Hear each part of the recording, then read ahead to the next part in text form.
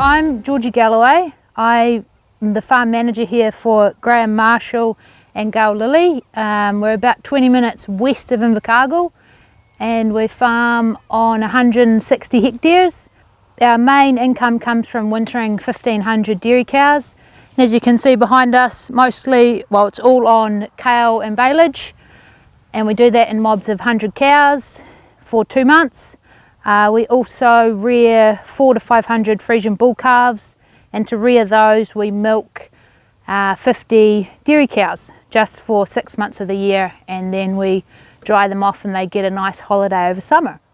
So before we shifted to the tow and fert, we were putting, and obviously with the tow and fert you go liquid, we were putting on about 450 kilos of DAP annually, and in quite big bulk lots.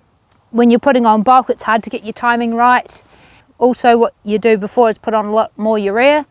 I think with the kale we were putting on about 150 kilos 2 times, sort of December and maybe in March. Whereas now we just put on little and often about 120 kilos of urea over 4 applications, and as you can see we're getting some pretty nice crops as well. Getting us interested in the tow and fert, obviously I've been here only 6 years full time, but had a lot to do with these guys prior to that. What initially triggered us was in the March application of the urea on the kale, Graham got halfway through a paddock, a 5 hectare paddock, and he ran out halfway through, and he thought, yep, I'll notice that, you know, come another 2 or 3 months, he thought, yep, I'll notice that there's a big deficit in crop growth, and yeah, that's going to hurt me big time. Looked at it the week after, 2 months, 3 months, no change at all. So yeah, by default that's our main trigger for why we thought to look at something different. Yeah, we got approached by the Fish It guys, and that sort of started us down that journey, and then obviously started putting a lot more other fertiliser and things in liquid form as well. The initial driver for why we got interested in the liquid was pretty much for the Fish It product.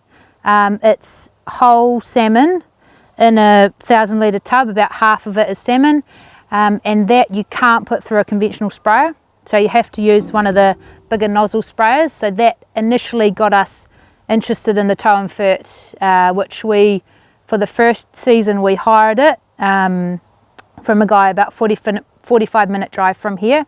So that was a bit, yeah, that was a bit of a pain, and we were missing the timing of getting it on, so that's what drove us to initially, after that first season, purchase the tow and fert as well.